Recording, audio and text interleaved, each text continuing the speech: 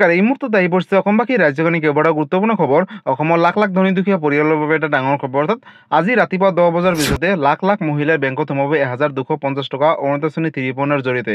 গতিকে এই টকা কোনে কোনে পাব, কোনে কোনে বঞ্চিত হবিয়াক জানিব আৰু PM কিষাণ যোজনাৰ 21 নৱকিছ ধন কেতিয়া দিব আৰু কোনে কোনে লাভ কৰিব। লগতে 21 নৱকিছ ধন লাভ কৰিবলৈ বিশেষ কেইটামান কাম কৰিব লাগিব হবিয়াক জানিব আৰু ৰেচন কাৰ্ড থাকিলে সুখবৰ, কাৰণ ৰেচন কাৰ্ডত নাম থাকিলে লাভ কৰিব নতুনকৈ চৰকাৰী 5টাকৈ আঁচনিৰ সুবিধা। কিন্তু কি আঁচনি কেনেকৈ আবেদন কৰিব হবিয়াক জানিব এইটো ভিডিঅ'ৰ মাধ্যমত। গতিকে ভিডিঅ'টো সম্পূৰ্ণ চেষ্টা কৰা ভালদৰে বুজি লওক। তবলক ভিডিঅ'টো আৰম্ভ কৰোঁ। আৰু আজিৰ প্ৰথমটো খবৰ হৈছে ৰাজ্যৰ লাখ লাখ মহিলাৰ বাবে এটা ডাঙৰ খবৰ। অৰ্থাৎ আজি হৈছে 7 অক্টোবৰ আৰু 7 অক্টোবৰ তাৰিখে ৰাতিপুৱা 10 বজাৰ পিছতে ৰাজ্যৰ মহিলাসকলৰ বেংকত সোমালে 1250 টকাকৈ। যদি আপুনি এগৰাকী অৰুণোদয় আঁচনি হিতাধিকাৰী হয় তেনেহ'লে আপোনালোকৰ বাবে এটা সুখবৰ, কাৰণ আজি ৰাজ্যৰ 30 লাখ মহিলাক অৰুণোদয় আঁচনি 3 জৰিয়তে 1250 টকাকৈ মুখ্যমন্ত্ৰী ডক্টৰ হিমন্ত বিশ্ব শৰ্মাই প্ৰেৰণ কৰিব। বন্ধুসকল, যদি আজিৰ দিনটোত আপোনালোকে অৰুণোদয় আঁচনি 3 জৰিয়তে 1250 টকা নাপায় তেনেহ'লে কি কৰিব লাগিব আগলৈ চাওক। 7 অক্টোবৰত 30 লাখ অৰুণোদয় আঁচনি হিতাধিকাৰীসকলে লাভ কৰিব 1250 টকা। মুখ্যমন্ত্ৰীয়ে ডাঙৰ ঘোষণা কৰিলে।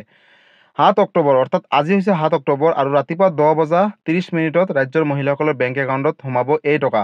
35,000 পৰিয়াললৈ হাঁহি বিৰিঙিব। গতিকে ৰাজ্যৰ মহিলাসকলৰ বাবে এটা সুখবৰ। 7 তাৰিখে লাভ কৰিব অৰুণোদয় আঁচনি 3 জৰিয়তে 1250 টকা। সমগ্ৰ অসমৰ 30 লাখ হিতাধিকাৰীসকলে লাভ কৰিব 1250 টকা অৰুণোদয় আঁচনি 3 জৰিয়তে। অৰুণোদয় আঁচনি হিতাধিকাৰীসকলৰ বা পৰিয়ালৰ বাবে এটা ডাঙৰ খবৰ। ৰন্ধন গেছ কিনিবৰ বাবে ৰাজ সাহায্য হিচাপে পাব 250 টকাকৈ বুলি ঘোষণা কৰিছে। লগতে ইতিমধ্যে বিতৰণ কৰা হৈছে পৰৱৰ্তী অৰ্থাৎ জানুৱাৰী মাহৰ পৰা 1500 টকা পাব অৰুণোদয় আঁচনিৰ জৰিয়তে। 1 নৱেম্বৰৰ পৰা বিনামূলীয়া চাউলৰ লগতে লাভ কৰিব দাইল, নিমখ, চেনি আৰু সুলভ মূল্যত লাভ কৰিব গেছ চিলিণ্ডাৰ। মহিলা উদ্যমিতা আঁচনিৰ ধনত লাভ কৰিব বাছনিভুক্ত মহিলাই। মুখ্যমন্ত্ৰী ডক্টৰ হিমন্ত বিশ্ব শৰ্মাই আজি কেইবাটাও বৃহৎ মন্তব্য কৰিছে। গতিকে বন্ধুসকল, আজি হৈছে 7 অক্টোবৰ আৰু 7 অক্টোবৰ তাৰিখে মুখ্যমন্ত্ৰীয়ে ঘোষণা কৰিছে যে ৰাতিপুৱা 10:30 পিছতে প্ৰতিগৰাকী মহিলাই অৰ্থাৎ যিসকল মহিলা যোগ্য হ'ব অৰুণোদয় আঁচনি 3 বাবে তেওঁলোকৰ বেংক একাউণ্টত DBT যোগে 1250 টকাকৈ প্ৰেৰণ কৰিব। গতিকে যদি আপোনালোকৰ কিবা কাৰণত এই টকা নোসোমায় তেনেহ'লে কি কৰিব। বন্ধুসকল, যদি আপোনালোকে আজিৰ দিনটোত এই টকা নাপায় বা কালিৰ দিনটোৰ ভিতৰত পাব পাৰে, কেতিয়াবা DBT যোগে এই টকা প্ৰেৰণ কৰে, যিহেতু কেতিয়াবা অলপ এদিন দুদিন লেট হৈ যায়, তাৰ পিছতে যদি নাপায় তেনেহ'লে গম পাব যে আপোনালোকৰ নামসমূহ অহা নাই লিষ্টখনত। আৰু যিসকল মহিলাৰ নাম লিষ্টত আহিছে তেওঁলোকেহে লাভ কৰিব। লগতে যদিও নাপায় তেনেহ'লে কমেণ্ট কৰি জনাব, নিশ্চয় মই ৰিপ্লাই দিম। লগতে হেল্পলাইন নম্বৰ এটা দি দিম, সেইটোত যোগাযোগ কৰিলে নিশ্চয় আপোনালোকে টকাসমূহ পাই যাব। আজি পৰৱৰ্তী খবৰটো হৈছে ৰেচন কাৰ্ডত নাম থাকিলে লাভ কৰিব নতুনকৈ 5টাকৈ আঁচনিৰ সুবিধা। কি আঁচনি আপডেটটো এবাৰ চাই লওক। ৰাজ্যৰ মহিলাসকলৰ বাবে 5খন অভিলাষী আঁচনি। স্বনিৰ্ভৰ নাৰী আঁচনি, সুকন্যা সমৃদ্ধি যোজনা, বিনামূলীয়াকৈ চিলাই মেচিন আঁচনি, অসম অৰুণোদয় আঁচনি আৰু প্ৰধানমন্ত্ৰী উজ্জ্বলা যোজনাৰ অধীনত গেছ চিলিণ্ডাৰ লাভ কৰিব। কোনে কোনে লাভ কৰিব এই সুবিধা।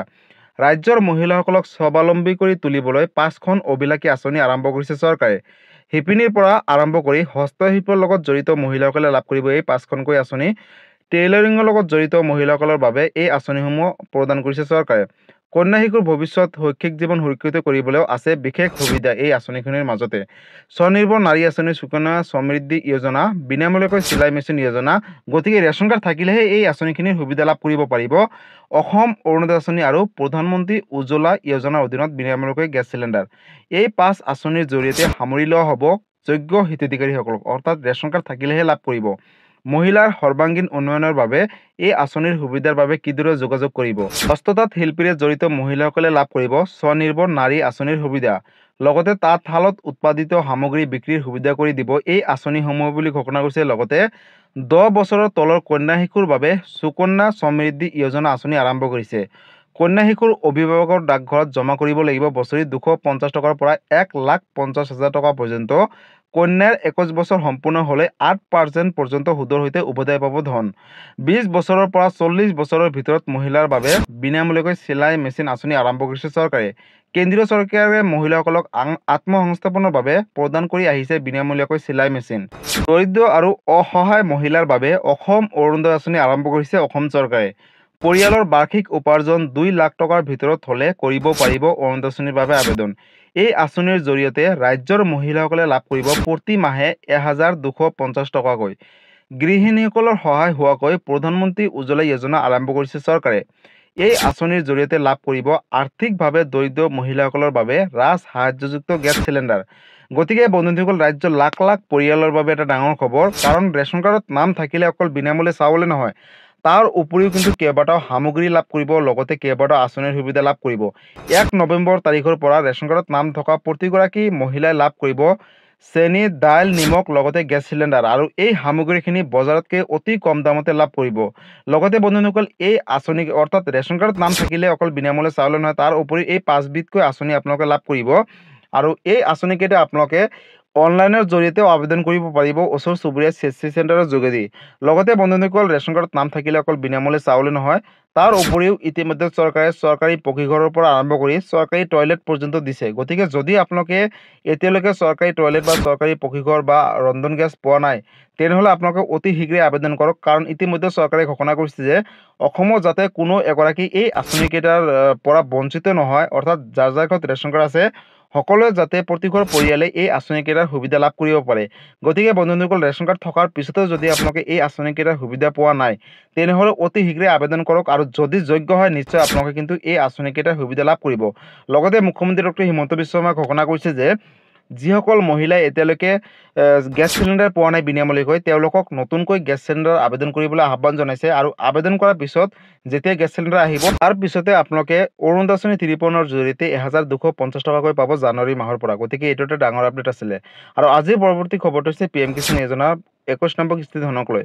বন্ধুসকল 21 নম্বৰ কিস্তি ধন কেতিয়া দিব আৰু কোনে কোনে লাভ কৰিব, লগতে 21 নম্বৰ কিস্তি ধন দিব 4,000 টকা। কিন্তু এই 4,000 টকা লাভ কৰিব কোনে কোনে, লগতে কোনে কোনে 2,000 টকা পাব, কোনে কোনে 6,000 টকা পাব। চাওক বন্ধুসকল ইতিমধ্যে আপোনালোকে সকলোৱে জানে যে যোৱা 20 নম্বৰ কিস্তি ধনৰ ক্ষেত্ৰত বহু হিতাধিকাৰীসকলৰ নামসমূহ কৰ্তন কৰিছে, কাৰণ যিসকল যোগ্য কৃষক হয় তেওঁলোককহে 20 নম্বৰ কিস্তি ধন প্ৰদান কৰিছিলে, আৰু 21 নম্বৰ কিস্তি ধনৰ ক্ষেত্ৰতো যিসকল যোগ্য কৃষক হ'ব তেওঁলোককহে 21 নম্বৰ কিস্তি ধন প্ৰদান কৰিব। কিন্তু মন কৰিবলগীয়া কথাটো হ'ল যে বহু যোগ্য হিতাধিকাৰীসকলেও 20 নম্বৰ কিস্তি ধন পোৱা নাই, আৰু তেওঁলোকে কিহৰ বাবে পোৱা নাই। চাওক বন্ধুসকল আপোনালোকে সৰু সুৰা মিষ্টেক কৰে, তাৰমানে আপোনালোকক মই ইমান ধুনীয়াকৈ ভিডিঅ'বিলাকত বুজাই দিওঁ যে আপোনালোকে পোনপ্ৰথমতে EKYC কৰি ল'ব, কাৰণ EKYC নকৰিলে আপোনালোকে 21 নম্বৰ কিস্তি ধন কেতিয়াও নাপায়। আৰু চৰকাৰে ইতিমধ্যে ঘোষণা কৰিছে যে যিসকল হিতাধিকাৰীসকলে EKYC কৰিব তেওঁলোকেহে 21 নম্বৰ কিস্তি ধন লাভ কৰিব। লগতে পূৰ্বৰ ধনৰ পৰা যদিহে আপোনালোকে বঞ্চিত হৈ আছে তেনেহ'লে EKYC কৰাৰ লগালগ আপোনালোকে 21 নম্বৰ কিস্তি ধনৰ লগত সেই পূৰ্বৰ কিস্তিৰ ধনকেইটাও লাভ কৰিব। অৰ্থাৎ যদি আপোনালোকে 21 নম্বৰ কিস্তি ধন অকল EKYC কৰিলে যেনিবা, তাৰপিছতে যদি বেংকৰ লগত আধাৰ কাৰ্ডখন লিংক নাই, তেনেহ'লে কিন্তু আপোনালোকে টকা নাপায়, কাৰণ DBT লিংক থাকিব লাগিব, কাৰণ এই টকাসমূহ কেন্দ্ৰীয় চৰকাৰে ডাইৰেক্ট DBT যোগে বেংক একাউণ্টত ট্ৰান্সফাৰ কৰে। আৰু যদি আপোনালোকে বেংকৰ লগত আধাৰ কাৰ্ডখন লিংক কৰিবলৈ অসুবিধা হয় তেনেহ'লে IPB অৰ্থাৎ ইণ্ডিয়ান পোষ্ট পে'মেণ্ট বেংকত এটা একাউণ্ট খুলি ল'ব, আৰু তাতে কিন্তু PM কিষাণ যোজনাৰ ধনসমূহ আপোনালোকৰ বেংক একাউণ্টত সোমাই যাব। লগতে বন্ধুসকল আপোনালোকে EKYC ক'ত কৰিব, কেনেকৈ কৰিব। EKYC কৰিব হ'লে আপোনালোকে ওচৰ চুবুৰীয়া CSC চেণ্টাৰৰ দোকানলৈ গৈ অনলাইনৰ জৰিয়তে বায়'মেট্ৰিকবিলাক আপডেট দি ল'ব, লগতে আপোনালোকৰ যিখিনি নথিপত্ৰ আপডেট বিচাৰে সেইখিনি আপডেট দি ল'ব। তাৰপিছত কিন্তু আপোনালোকে EKYC যেতিয়া ছাকচেছ হ'ব তাৰপিছত কিন্তু আপোনালোকে নিশ্চয় 21 নম্বৰ কিস্তি ধন লাভ কৰিব। লগতে 21 নম্বৰ কিস্তি ধন কেতিয়া দিব আৰু কোনে কোনে 4,000 টকা লাভ কৰিব। চাওক বন্ধুসকল 21 নম্বৰ কিস্তি ধন দিব 2,000কৈ টকা, অৰ্থাৎ 4,000 টকা লাভ কৰিব হ'লে যদিহে আপুনি পূৰ্বৰ ধন পোৱা নাই, অৰ্থাৎ 20 নম্বৰ কিস্তি ধন পোৱা নাছিলে বা 19 নম্বৰ কিস্তি ধন পোৱা নাছিলে, যদি দুটাকৈ লেট থাকে তেনেহ'লে 4,000 টকা লাভ কৰিব, আৰু যদি 3টা লেট থাকে তেনেহ'লে আপোনালোকে লাভ কৰিব 6,000 টকা। কিন্তু EKYC কৰক। আৰু কিছুমান পৰিয়ালৰ ক্ষেত্ৰত দেখা পোৱা গৈছে যে একেটা পৰিয়ালত 3ৰ পৰা 4জনকৈ সদস্য PM কিষাণ যোজনাৰ অধীনত ধনসমূহ পাইছিলে পূৰ্বতে, কিন্তু এতিয়াৰ পৰা নাপায়, কাৰণ কেন্দ্ৰীয় চৰকাৰে ইতিমধ্যে ঘোষণা কৰিছে যে এটা পৰিয়ালৰ পৰা এজন সদস্যকহে PM কিষাণ যোজনাৰ অধীনত টকাসমূহ দিব। গতিকে বন্ধুসকল তেনে ক্ষেত্ৰত যদি আপোনালোকৰ ঘৰত 3জন সদস্য এপ্লাই কৰিছে, তাৰ মাজত এজনহে পাব, বাকী দুজনৰ নামসমূহ কৰ্তন কৰিব। লগতে বন্ধুসকল ইতিমধ্যে চৰকাৰে PM কিষাণ 21 নম্বৰ কিস্তি ধনক লৈ নতুন এখন লিষ্ট প্ৰকাশ কৰিছে, আৰু সেই লিষ্টখনত যিসকল কৃষকৰ নাম থাকিব তেওঁলোকেহে লাভ কৰিব 21 নম্বৰ কিস্তি ধন। কিন্তু লিষ্টখন কেনেকৈ চেক কৰিব। চাওক বন্ধুসকল লিষ্টখন চেক কৰিব হ'লে আপোনালোকে নিজৰ মোবাইলতে পাৰিব, আৰু নিজৰ মোবাইলত গুগল ব্ৰাউজাৰটো পোনপ্ৰথমতে অ'পেন কৰি ল'ব। অ'পেন কৰাৰ পিছত তাতে আপোনালোকে চাৰ্চ কৰিব pmkishan.government.in অফিচিয়েল ৱেবছাইটত গৈ পোনপ্ৰথমতে ক্লিক কৰিব। ক্লিক কৰাৰ পিছত আপোনালোকৰ সন্মুখত অফিচিয়েল ৱেবছাইট আহি যাব। আপোনালোকে তললৈ অকণমান স্ক্ৰল ডাউন কৰিব, তাতে দেখিবলৈ পাব বেনিফিচিয়াৰী ষ্টেটাছ, বেনিফিচিয়াৰী লিষ্ট, কেইবাটা অপশ্যন দেখিবলৈ পাব, mobile number change, mobile number update.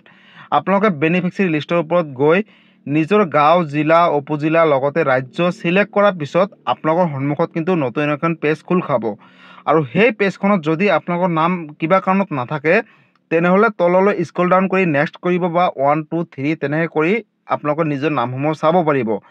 যদি আপোনালোকৰ এই লিষ্টখনত নাম থাকে তেনেহ'লে আপোনালোকে EKYC কৰিব আৰু আহিবলগীয়া 21 নম্বৰ কিস্তিখন লাভ কৰিব।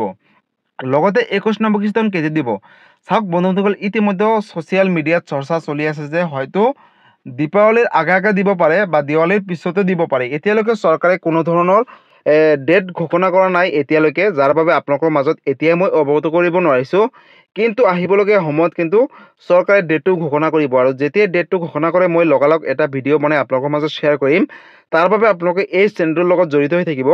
লগতে PM কিষাণ এজনক লৈ যদি কিবা সুধিবলগীয়া বা জানিবলগীয়া আছে আপোনালোকে মোক কমেণ্ট কৰি জনাব, মই নিশ্চয় ৰিপ্লাই দিবলৈ চেষ্টা কৰিম। লগতে চৰকাৰে হেল্পলাইন নম্বৰো মুকলি কৰিছে, যদি কিবা অসুবিধা হয় সেই হেল্পলাইন নম্বৰত যোগাযোগ কৰি আপোনালোকে অসুবিধাখিনি সমাধান কৰিব পাৰিব। যদি হেল্পলাইন নম্বৰটো লাগে তেনেহ'লে আপোনালোকে মোক কমেণ্ট কৰি জনাব। গতিকে বন্ধুসকল, আজি আছিলে এইটো এটা ইনফৰ্মেটিভ ভিডিঅ' আৰু গুৰুত্বপূৰ্ণ খবৰ। ভিডিঅ'টো চাই কেনেকুৱা পালে, যদি ভাল পালে চেনেলটোত নতুনকৈ আহিছে চেনেলটো ছাবস্ক্ৰাইব কৰিব, লাইক কৰিব। কিবা সুধিবলগীয়া বা জানিবলগীয়া আছে আপোনালোকে মোক কমেণ্ট কৰি জনাব, মই নিশ্চয় ৰিপ্লাই দিবলৈ চেষ্টা কৰিম। লগতে এই ভিডিঅ'টো সকলো অসমবাসী ৰাইজৰ মাজলৈ শ্বেয়াৰ কৰি দিব। ধন্যবাদ। জয় আই অসম।